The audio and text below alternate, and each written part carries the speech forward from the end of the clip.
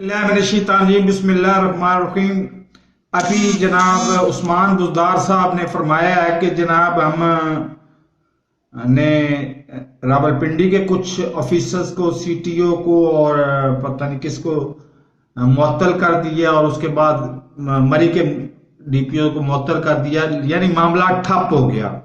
ان کو کسی نے نہیں پوچھا جو 35,000 گاڑیوں کی جگہ 1.5 لاکھ گاڑیاں جنہوں نے جانے دیں، ان کو کسی نے نہیں پوچھا جو سال میں گرمیوں میں کرایہ ان کا اور ہوتا ہے ہوٹلوں والا کا، اور سردیوں میں اور ہوتا ہے۔